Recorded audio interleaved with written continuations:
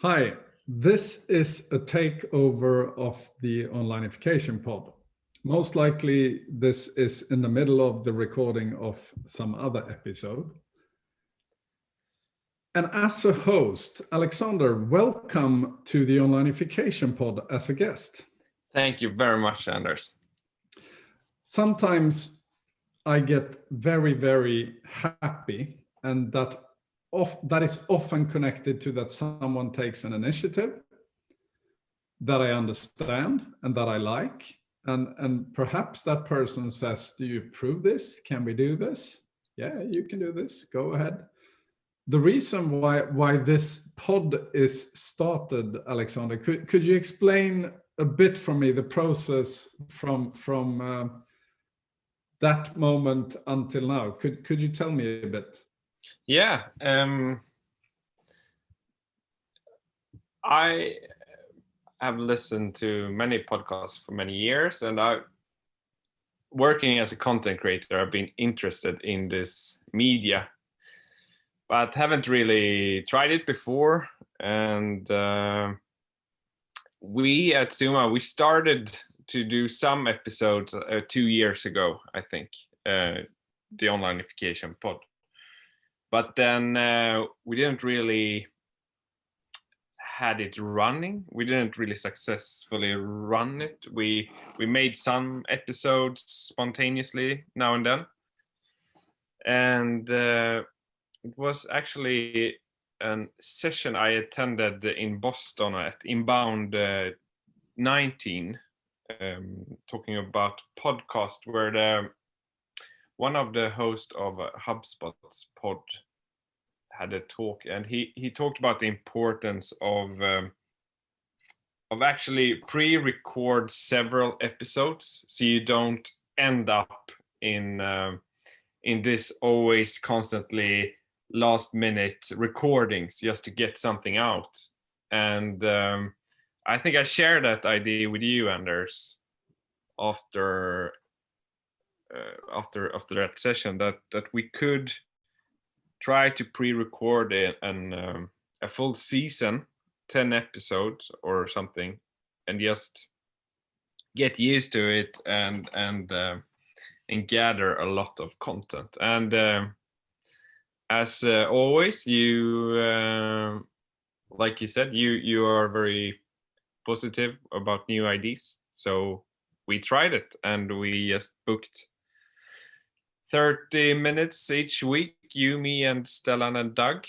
And I think this is about our number 30 or something recording. And yeah, so... So if I give you a couple of short questions and you try to formulate shortly, do you enjoy it? Being Yes. The host of this pod? Yes. Why? Because I think the value right now is that when we're working remotely, I really miss these conversations that we have at the office. And these 30 minutes is just each week is gives me that opportunity to take part in this. So going back to what you learned in Boston and what you told the rest of us when you came home, how many episodes did you record before you started publishing the new episodes? I think we ended at 7 or 8, and then we just said, now we are ready to publish. And if you tell me a bit more about the process, so you record once a week, 30 minutes, you still do that, or have you changed anything? Yeah, each Friday we have scheduled 30 minutes recording sessions, me and Doug, and we invite 2 guests, most often you and Stellan, Anders. And I spend about 30 minutes before coming up with a topic, writing down some questions, and I send it to you, to the guests before, and then we record for half an hour. Yeah. And I told in one episode that we don't know in advance. That doesn't mean that you or I are lying. It's often that Stellan and I are booked up until the recording starts. So you tell us, and we haven't read the email. no, and I actually do it kind of last minute as well. I don't give you a Uh-huh. lot of of time before. If you now think that at least one of the listeners to your pod and hopefully to this episode is our customers, and they are about to start thinking about having a pod like everyone else, as having webinars like everyone else. If you now spontaneously give our customers or the listeners or any other friends sort of your three main learnings that you have learned from doing the first sort of 30 episodes, what would that sound like, your main learnings or Suma's main learnings? Yeah. First learning is that it's so much more efficient to produce podcasts than writing articles. So it's a very efficient way of kind of find that hidden knowledge in an organization and record experts about topics and so on. The second learning is that it's very easy to repurpose the content. I just wrote an article on that at the Onlinification Hub, and like we do short teasers before each episode, which we publish on our social media, Instagram and LinkedIn. And what do you mean by short teasers? Yeah, short teasers is we cut out 30 seconds of a opinion or formulation, a quote from the episode, and we take an image of the person who says the opinion, and we cut in the voice to that image with sound, audio spectrum, and subtitles. So it's like 30-second videos, which hopefully intrigue the listener to listen to the podcast, the full episode. And talking about the learning of repurposing content is also, we use Sonics, which is a AI transcription service that transcripts the full episode. So everything we say, we turn into text in no time, and that's a perfect basis to formulate an article. And we do that. We record in English. We also have a Swedish blog, so we just go and Google Translate the transcript and then formulate an article out of it. So that's the second learning. The third learning is that it's very fun. It's very fun. It's just it's fun to have conversations with colleagues, and we get more and more interest from colleagues who want to join now. So I think it's an excellent media for just engage and share ideas with colleagues. And not necessarily only colleagues. It's a great way to have it with the customers as well, and external, which we will eventually move into and inviting external guests as well. If I ask you like this, how do you want the pod to be perceived? So the core idea of this podcast was really to make the internal discussion at Suma available for everyone. And we have limited into online. We have put it into, it needs to be digital and online, and conversation about digital and online. I think it's very important, you as listeners, to know what kind of topics the podcast is, to actually spend some time and listen to it. You have so many possibilities, and there are so many podcasts out there. So I mainly, this podcast is for listeners who know us, who either has worked with us or know us and met us in an event or anything, and yeah, I just want this to be a 30 minutes episode where you actually take away something that help you to launch an experiment yourself. Or it's really about talking about ideas you can apply at your company. So Alexander, last question.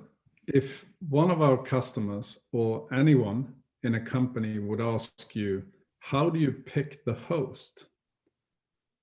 One thing is picking guests. One thing is picking Doug as the perfect drummer and producer and assistant and whatsoever, and taking advice about the sound and the music and so on. But how do you pick the host? If one of our customers would ask you, with your experience of being a host, how should they pick their host? Should it be an external one? Should it be someone internally? How should they think when they start a pod? Yeah, I think it depends on the on your purpose of the pod. Our purpose is then to share internal knowledge to external listeners, and I don't think that would work with an external host. I think you need to have someone that kind of knows the guest, knows the topics and discussions. And I think that I don't think you can assign anyone to be the host. It needs to be someone that wants to be the host, and because it takes some more time than the recordings, and to keep up with the engagement, I think it needs to be the willingness from the host. And then I think it's very important that you can kind of have dialogue with any of the guests, and you feel confident talking with them. I promised that would be the last question. Never trust someone who says that was the last question. Now you will get a couple of more. What's your main inspiration in hosting a pod? A name.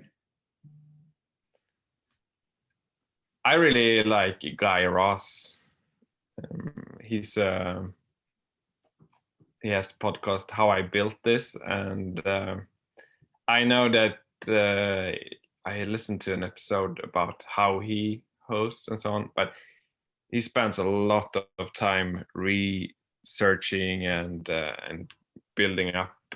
It's not just go up and talk. If you want to make it like a very great podcast, really like his take on everything. And I also very much appreciate Joe Rogan's kind of long recordings. You can listen to it for 2.5 hours, an interview with Elon Musk, for example. And first I was a bit skeptic, but then it's it's really, as a listener, you feels like you are there and taking part of the conversations. And I know you have a plan to have external guests in the blog. Who would be your favorite guest on the subject online and digital? And you cannot answer Stellan and Anders because you have them already. Yeah. And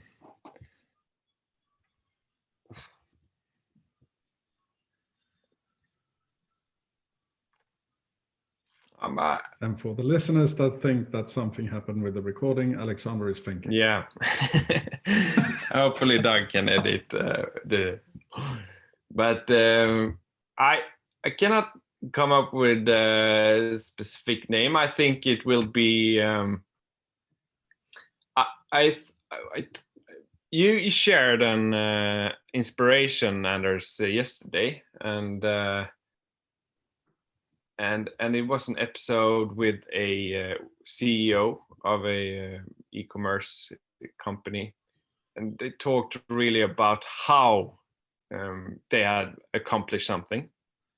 And I think when we go, the idea right now is that so the next season when we have, or if it's another pod, but it's external guest, we're really going to talk with people who have done something, and the conversation is going to be all about how they did it, how they went from A to B, and how. So guests that have accomplished something and who are ready to share the story about how they did it. Understand. And Alexander, as usually the host in this pod. I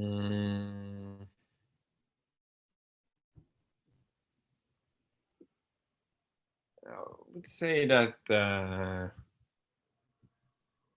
Joe Rogan is almost as good as the Onlinification Pod. I think so. He's up there, very, very closing close, up. very Yeah. close. Okay, Alexander, thank you very much for making it possible for me to do not a hostile takeover, but a takeover. And I can say you're a much better host than I am. But thank you for all the answers, and thank you from the listeners and from all our friends and Zoomers for running this pod.